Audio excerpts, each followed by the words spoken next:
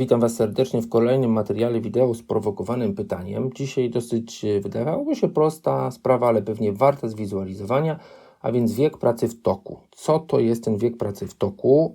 W języku angielskim nazywamy to często takim trochę skrótowcem WIP age, a więc wiek pracy w toku jako work in progress age. Chociażby w nomenklaturze Professional Scrum with Kanban znajdziemy pewnie work item age.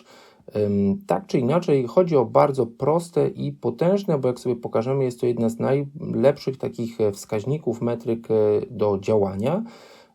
A więc zacznijmy od definicji. Przede wszystkim możemy mówić o dwóch rodzajach wieku pracy w toku.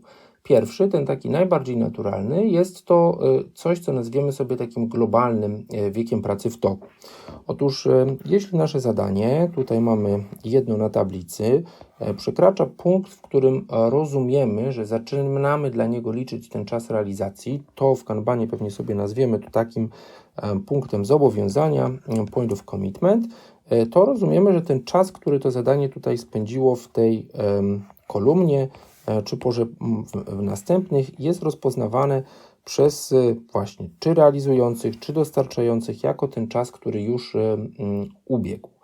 Zwróćmy uwagę na to, że to zadanie może tutaj w takiej kolumnie bardzo sobie zwolnić, a nawet się zatrzymać.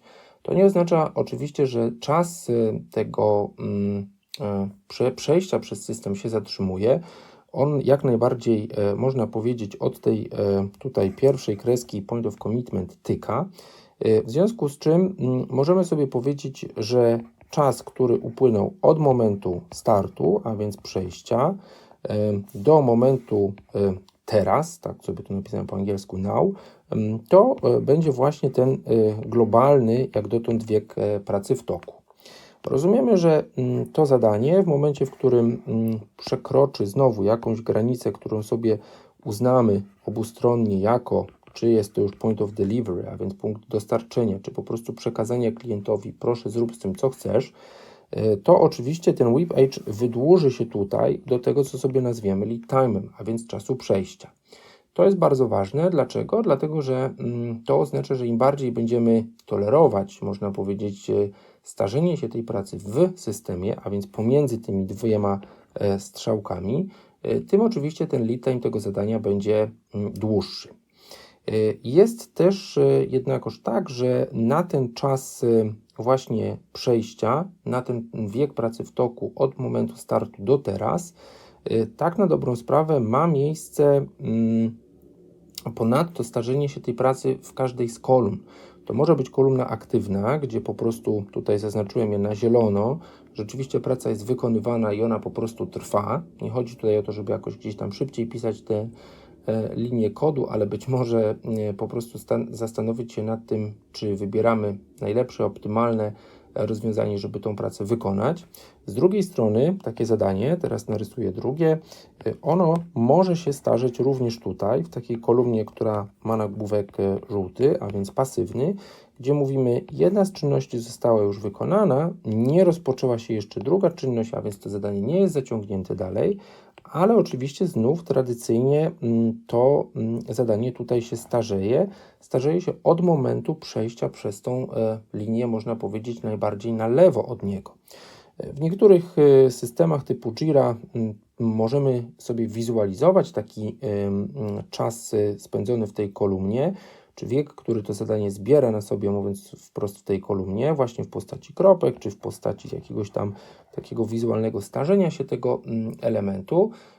I oczywiście powinniśmy mieć jakby pewne opisane zasady, jak długo to jest dobrze, żeby to zadanie trwało, czy albo spędzało w tej kolumnie pasywnej, czy jak długo, żeby trwała praca nad nim, która być może powinna sugerować już jakąś współpracę z inną osobą. Pojawia się teraz często pytanie, dlaczego warto byłoby mierzyć i śledzić ten czas pracy w toku, wiek pracy w toku globalny, czy ten lokalny w danej kolumnie. No i trzeba sobie odpowiedzieć, że jeżeli nasze narzędzie, owszem, pokazuje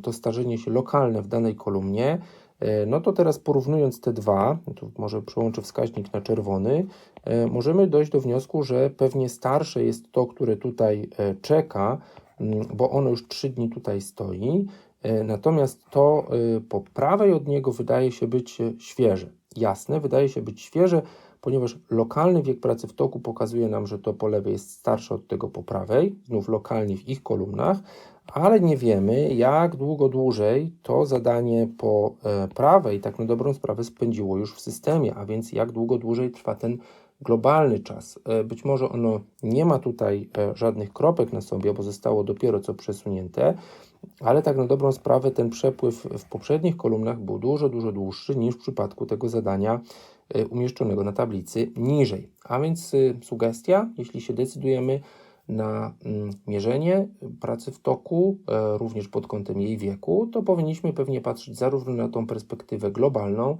jak i perspektywę lokalną. Mam nadzieję, że to wideo Wam troszkę pokazało nowe, ciekawe spojrzenie na to, jak śledzić i jak rozumieć właśnie takie pojęcia jak wiek pracy w toku lokalnie w danej kolumnie, czy globalnie od momentu, kiedy zaczynamy liczyć czas jego realizacji.